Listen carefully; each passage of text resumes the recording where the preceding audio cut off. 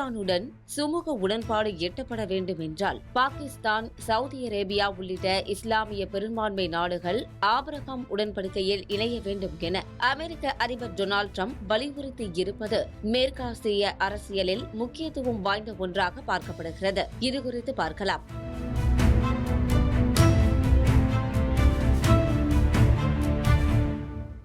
பிப்ரவரி 28 Israel மற்றும் America இணைந்து Iran மீது நடத்திய தாக்குதலை தொடர்ந்து தொடங்கிய மேற்காசிய போர் தற்போது 3வது மாதத்தை எட்டியுள்ளது. இந்த சூழலில் உலகின் சுமார் 20% எண்ணெய் மற்றும் எரிவாயு வர்த்தகம் நடைபெறும் முக்கிய கடல் வழித்தடமான ஹோர்முஸ் நீரிணை மூடப்பட்டதால் உலக நாடுகளில் கடுமையான எரிபொருள் பற்றாக்குறையும் விலை உயர்வும் ஏற்பட்டுள்ளது. குறிப்பாக ஆசிய மற்றும் ஐரோப்பிய நாடுகள் அதிக பாதிப்பை சந்தித்து வருகின்றன. இந்த நிலையில்தான் பாகிஸ்தானின் மத்தியஸ்தம் காரணமாக இந்த போர் தற்காலிகமாக நிறுத்தப்பட்டது.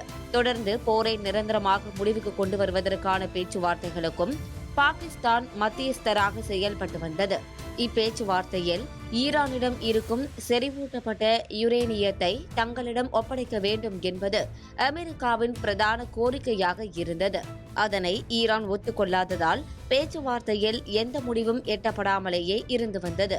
அதே சமயம் தொடர்ந்து நடைபெற்று வந்த அமைதி பேச்சுவார்த்தையின் ஒரு பகுதியாக தனது அதிக செறிவூட்டப்பட்ட யுரேனியம் கையிருப்பை கைவிட ஈரான் ஒப்புக்கொண்டுள்ளதாக தி நியூயார்க் டைம்ஸ் செய்தி வெளியிட்டுள்ளது. இதன் மூலம் அமெரிக்கா மற்றும் ஈரான் இடையிலான போர் விரைவில் முடிவுக்கு வரும் என எதிர்பார்க்கப்படுகிறது. இந்த சூழலில்தான் அமெரிக்க அதிபர் டொனால்டு டிரம்ப் தனது சமூக வலைதள பதிவில் ஈரானுடனான பேச்சுவார்த்தைகள் சுமூகமாக நடைபெற்று வருவதாகவும் ஈரானுடன் சுமூக உடன்பாடு எட்டப்பட வேண்டும் என்றால் பாகிஸ்தான், சவுதி அரேபியா உள்ளிட்ட இஸ்லாமிய பெரும்பான்மை நாடுகள் ஆபிரகாம் உடன்படிக்கையில் இணைய வேண்டும் எனவும் வலியுறுத்தியிருப்பது பாகிஸ்தான் உள்ளிட்ட நாடுகளை இக்கட்டான சூழ்நிலைக்கு தள்ளியிருக்கிறது. ஆபிரகாம் ஒப்பந்தம் என்பது கடந்த 2020ஆம் ஆண்டு மேற்காசியாவில் இஸ்ரேல் மற்றும் இஸ்லாமிய நாடுகளுக்கிடையே அதிகாரப்பூர்வ உறவை உருவாக்க அமெரிக்கா முன்னெடுத்த அமைதி ஒப்பந்தமாகும்.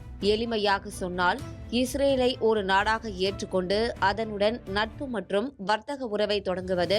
இந்த ஒப்பந்தத்தில் ஐக்கிய அரபு அமீரகம், பஹ்ரைன், மொராக்கோ ஆகிய நாடுகள் ஏற்கனவே இணைந்திருக்கின்றன.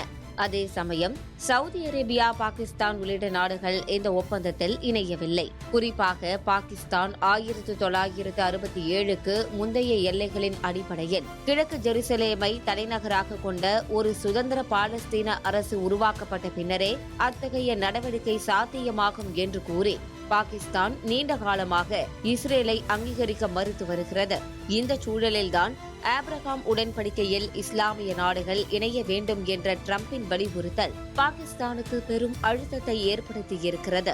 அமெரிக்கா மற்றும் அதன் நட்பு நாடுகளுடன் பொருளாதார, ராணுவ மற்றும் அரசியல் உறவுகளையும் பாகிஸ்தான் பேணி வரும் அதே சமயம் இந்த ஒப்பந்தத்தில் பாகிஸ்தான் கையெழுத்திட்டால் மிகப்பெரிய உள்நாட்டு மத கலவரத்தை சந்திக்க கூடும் என்ற ஆபத்தும் அந்நாட்டுக்கு இருக்கிறது. அந்த வகையில் ஈரான் போர் நிறுத்த விவகாரத்தில் பாகிஸ்தான் மதில் மேல் பூனையாக சிக்கிக் கொண்டுள்ளது.